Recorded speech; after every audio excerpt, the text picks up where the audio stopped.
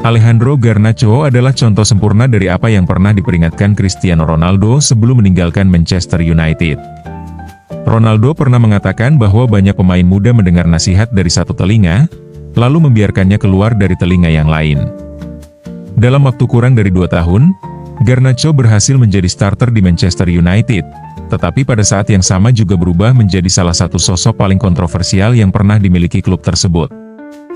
Ironisnya, ini bukan cerita tentang pemain yang gagal sejak awal. Ini adalah kisah tentang seorang pemain yang pernah memenangkan penghargaan gol terbaik dunia. Semua bermula pada tahun 2022.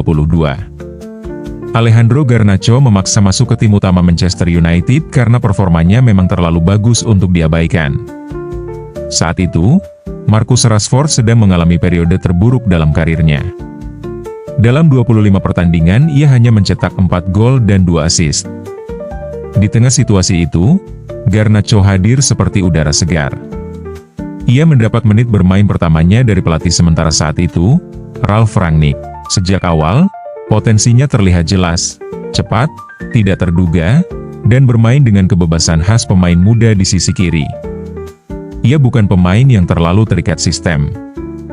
Justru itulah tipe pemain yang mulai jarang muncul dalam sepak bola modern yang sangat terstruktur. Masalah pertama muncul ketika Erik ten Hag mengambil alih Manchester United. Ten Hag langsung memberi pelajaran penting kepada Garnacho. Ia sempat mengisolasi pemain muda itu karena beberapa kali datang terlambat ke sesi pramusim. Akibatnya, Garnacho tidak mendapat 1 menit pun dalam pertandingan persahabatan pramusim. Namun setelah ia meminta maaf dan menunjukkan perubahan sikap, Ten Hag memberinya kesempatan lagi. Dalam sistem United yang mengandalkan transisi cepat dan permainan langsung, Garnacho sangat cocok. Gol pertamanya menjadi momen yang tak terlupakan bagi seorang remaja. Ia mencetak gol dengan assist dari idolanya sendiri, Cristiano Ronaldo. Bahkan setelah gol itu, Garnacho meminta Ronaldo melakukan selebrasi khasnya. Di Premier League, Ten Hag mulai menggunakan Garnacho sebagai super sub. Titik baliknya terjadi hanya 10 hari setelah gol pertamanya. Garnacho masuk dari bangku cadangan saat skor masih imbang dan mencetak gol kemenangan di menit ke-93. Saat itulah Ten Hag mulai menyadari bahwa Garnacho bukan sekadar talenta muda. Ia adalah pemain yang bisa menentukan pertandingan. Musim penuh pertamanya mungkin terlihat biasa saja dengan 5 gol, tetapi 3 diantaranya datang di Premier League dan hampir semuanya tercipta di menit-menit terakhir pertandingan. Ia mencetak gol kemenangan melawan Fulham di menit ke-93, melawan Leeds United di menit ke-85, dan melawan Wolverhampton Wanderers di menit ke-94. Kemudian datang momen yang benar-benar mengubah segalanya. Pada November 2023 di Goodison Park melawan Everton, Garnacho mencetak salah satu gol paling spektakuler dalam dekade ini. Ia melakukan tendangan salto yang sempurna, gol yang langsung menjadi viral di seluruh dunia. Gol tersebut kemudian memenangkan FIFA Puskás Award tahun 2024. Setelah gol itu, performanya tidak langsung menurun. Ia menyelesaikan musim dengan 10 gol, angka yang cukup baik mengingat Manchester United hanya finish di posisi ke-8. Para fans di Old Trafford bahkan mengganti lagu legendaris Viva Ronaldo menjadi Viva Garnacho. Nama Alejandro Garnacho mulai menciptakan euforia setiap kali disebut. Namun disitulah letak jebakannya. Ronaldo pernah mengatakan bahwa kesalahan terbesar pemain muda adalah merasa mereka sudah tahu segalanya dan berhenti belajar. Perbandingan antara Garnacho dan Ronaldo menjadi sangat menarik.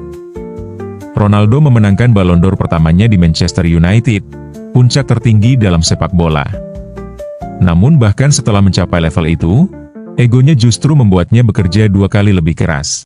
Garnacho hanya mendapat sebagian kecil dari kejayaan itu, tetapi mulai hidup dari momen tersebut seolah-olah itu sudah cukup untuk menjadikannya bintang besar. Segalanya berubah ketika pelatih baru datang ke Old Trafford. Ruben Amorim membawa sistem yang sangat disiplin dari Sporting CP. Dalam sistem itu, reputasi tidak berarti apa-apa. Garnacho tidak lagi memiliki kebebasan seperti sebelumnya.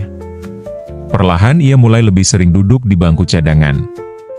Secara alami, Garnacho sebenarnya sangat bagus dalam menemukan ruang, tetapi penyelesaian akhirnya mulai menjadi masalah. Di bawah Ten Hag ia bisa melewatkan beberapa peluang dan tetap menjadi pahlawan pertandingan. Namun dalam sistem Amorim yang lebih efisien, peluang yang sedikit harus dimaksimalkan.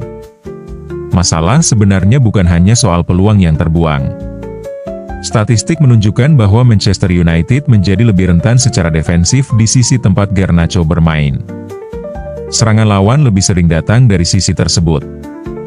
Ia mulai dianggap sebagai titik lemah dalam sistem tim.